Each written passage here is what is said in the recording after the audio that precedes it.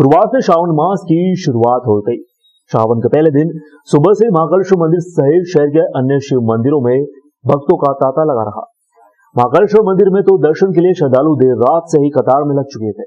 तड़के 3 बजे ज्योतिर्लिंग महाकालेश्वर की भस्म आरती शुरू हुई। भस्म आरती में हजारों श्रद्धालुओं ने दर्शन लाभ लिए। श्रावण मास भगवान भोलेनाथ का सबसे प्रिय माह माना जाता है। मान्यता है कि श्रावण मास में शिव आराधना करने से सभी कष्टों से तुरंत मुक्ति मिल जाती है। भस्म आरती के पहले ज्योतिर्लिंग का जलाभिषेक व महापंचामृत अभिषेक किया गया। भगवान का दूध, दही, घी, शहद व फलों के रस से अभिषेक हुआ।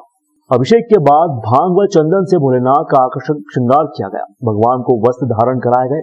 तत्पश्चात बाबा को भस्म अर्पित की गई। भस्म भूत होने के बाद झांझ मजीरे, ढोल नगाड़े व शंखनाद के साथ बाबा की भस्म आरती की गई।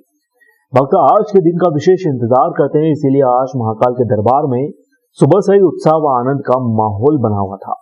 2 साल के कोरोना संक्रमण काल के बाद यह पहला अवसर था जब श्रावण माह में भक्तों पर किसी प्रकार की कोई पाबंदी नहीं लगाई गई जी। इसलिए यहाँ पर भगवान की भस्म आरती जो प्रति दिवस होती है, आज प्रथम दिन श्रावण का है।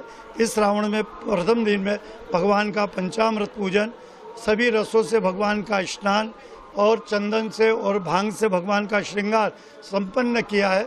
और आज भगवान की महादिव्य आरती जो भस्म आरती के नाम से है वो संपन्न हुई है। और यहाँ से भगवान महाकालेश्वर का आशीर्वाद सभी भक्तों को हम लोग भगवान का देते हैं कि सारे भक्त सुखी रहे, स्वस्थ रहे, मस्त रहे और उनकी शिव में भक्ति रहे।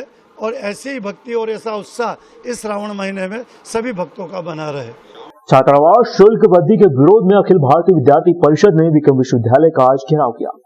विक्रम विश्वविद्यालय के छात्रावास का शुल्क दोगुना कर दिया गया है। इससे यहाँ रहने वाले छात्रों पर आर्थिक भार भी बढ़ेगा। अखिल भारतीय विद्यार्थी परिषद ने शुल्क बढ़ाए जाने का विरोध करते हुए विश्वविद्यालय का आज घेराव किया। उन्होंने चेताया कि 4 दिन में शुल्क कम नहीं किया गया तो आंदोलन किया जाएगा। यहाँ कुलपति के नाम वाणिज्य विभाग के विभागाध्यक्ष एस के मिश्रा को आज ज्ञापन सौंपकर शुल्क वृद्धि को लेकर विरोध जताया की गई है। सर, सबसे पहली बात तो ये कि विश्वविद्यालय ने अगर पुस्तकों की फीस बढ़ाई है तो किस आधार पर बढ़ाई है? पहले पूर्व में फीस थी 7,400, उसको बढ़ाकर डायरेक्ट 14,800 कर दी गई। तो ये आंकलन कैसे किया गया? विश्वविद्यालय ने इस पे क्या किया? 2 महीने पहले ज्ञापन दिया था, विश्वविद्यालय प्रशासन ने बोला था कि फीस नहीं बढ़ाई जाएगी और सर 2 महीने के बाद में सर डबल फीस कर दी। सर फीस करी तो करी, चलो आपने 14,800 फीस करी, आपके पास सुविधा क्या है? वहाँ बच्चों को पानी पीने की व्यवस्था नहीं, क्यों पानी पीने की व्यवस्था? उज्जैन संभाग के सबसे बड़े सरकारी अस्पताल की लिफ्ट का काम लगभग पूरा हो चुका है। अब सरकारी अस्पताल में भर्ती मरीज व उनके परिजनों को दिक्कतों का सामना नहीं करना पड़ेगा। जल्द ही जनप्रतिनिधि अधिकारियों की मौजूदगी में फीता काटकर लिफ्ट का सुचारू रूप से चालू करेंगे। उज्जैन संभाग के सरकारी अस्पताल में पिछले कई वर्षों से लिफ्ट खराब होने की वजह से मरीजों को दिक्कतों का सामना करना पड़ रहा था। हालांकि प्रशासन व जनप्रतिनिधियों के लगातार प्रयास के बाद अब लिफ्ट का काम पूरा हो चुका है। अस्पताल में ओमेगा कंपनी ने नई लिफ्ट लगाने का काम किया है। ओमेगा कंपनी के मैनेजर सुनील राठौर ने जानकारी देते हुए बताया कि विधिवत प्रशासन की प्रक्रिया ओमेगा कंपनी को टेंडर के माध्यम से मिला था, इसे अब पूरा कर लिया गया है। जल्दी वरिष्ठ अधिकारियों के निर्देश पर लिफ्ट को जनता के लिए सुचारू रूप से शुरू कर दिया जाएगा। हालांकि अभी इसकी टेस्टिंग भी चल रही है। कुछ समस्या न आए इसके लिए 2 कर्मचारियों को यहाँ पर तैनात भी किया गया है। लाखों की लागत से जिला अस्पताल में पहुंचने वाले मरीज व उनके परिजनों को यह सौगात मिली है। मैंने इसको 15 तारीख से काम चालू स्टार्ट किया था इसमें और 5 तारीख के रोज काम खत्म हो गया इसका। बाकी काम कंप्लीट हो गया है। बस थोड़ा सा ये बाहर के ग्रेनाइट पत्थर लग जाएगा, लैंडिंग प्लेट लग के लिफ्ट पूरा कंप्लीट हो जाएगा और चालू हो जाएंगे। उज्जैन का यह सरकारी अस्पताल काफी हाईटेक बनता जा रहा है, लेकिन परिसर की बात करें तो यहाँ पर स्वच्छता की ओर कोई ध्यान ही नहीं दे रहा।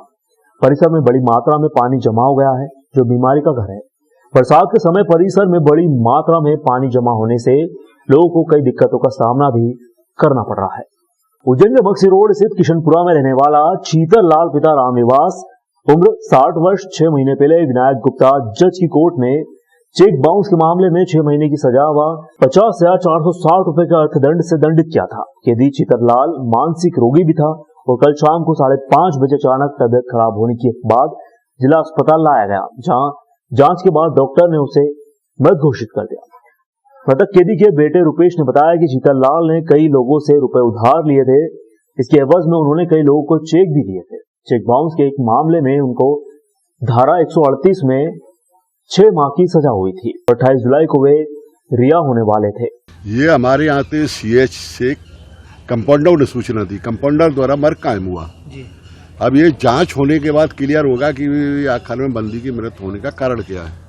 संत उत्तम स्वामी महाराज के सानिध्य में कावड़ यात्रा निकाली जाएगी। धार्मिक नगरी उज्जैन में सावन माह की शुरुआत के बाद लगातार उत्साह का माहौल देखा जा रहा है। इसी दौर में कावड़ यात्रियों का आना जाना भी आरंभ हो गया है। वहीं संत उत्तम स्वामी महाराज के सानिध्य में एक कावड़ यात्रा निकाली जा रही है। इसमें बड़ी संख्या में कावड़ यात्री शामिल रहेंगे।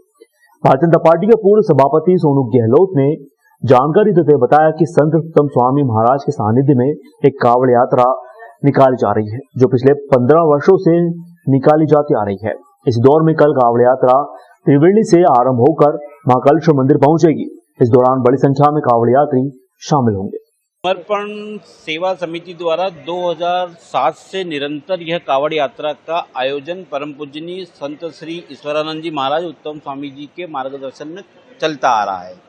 निश्चित रूप से पूरे हिंदुस्तान की महानदियों का जल और उसमें शिप्रा का जल मिलाकर हम ऐसा भूत भवन बाबा महाकाल का जलाभिषेक करने का श्रावण मास के पहले सप्ताह में 2007 से जो संकल्प स्वामी जी ने लिया है, उस संकल्प की पूर्ति हमने कोरोना काल के दौरान भी की और उसी संकल्प के निमित्त हम कल यह एक कावड़ यात्रा 9 बजे शनि मंदिर से प्रारंभ करने वाले हैं। कावड़ यात्रा परम पूजनीय उत्तम स्वामी जी महाराज के सानिध्य में विगत 15 वर्षों से निकलती आ रही है और मुझे ऐसा लगता है कि उज्जैन की सबसे बड़ी कावड़ यात्रा है।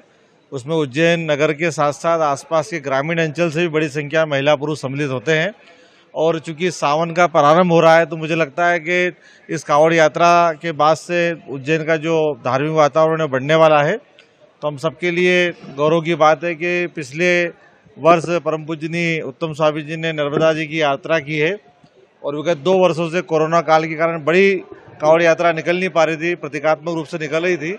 तो मैं आप सब मीडिया के साथियों के माध्यम से नगरवासियों से आसपास के ग्रामीण जनों से आग्रह करता हूं कि बड़ी संख्या में 15 जुलाई को त्रिवेणी से इस यात्रा में सम्मिलित हो, ताकि यात्रा का जो परंपरागत रूप से उत्साह और उमंग के साथ निकलती है वो और बढ़े। 15 जुलाई की सुबह त्रिवेणी संगम इंदौर रोड शनि मंदिर के पास में वहाँ से ये यात्रा प्रारंभ होगी। ठीक 9 बजे स्वामी जी इस यात्रा का पूजन अर्चन करने के लिए वहाँ सभी पुजारी लोग सभी इस प्रबंधन करने के पश्चात इस यात्रा का पूजन होगा। पूजन करने के पश्चात ये यात्रा वहाँ से प्रारंभ होगी। श्रद्धालु तो पूर्व में आपने आकलन किया होगा कि काफ़ी संख्या में आते हैं। चूँकि ये धर्म की नगरी है, यहाँ सब लोगों का, भक्तों का भी एक जन सैलाब साथ में जुड़ा रहता है। अनुमानित हम 4 से 5 हज़ार लोगों को मान करके चल रहे हैं।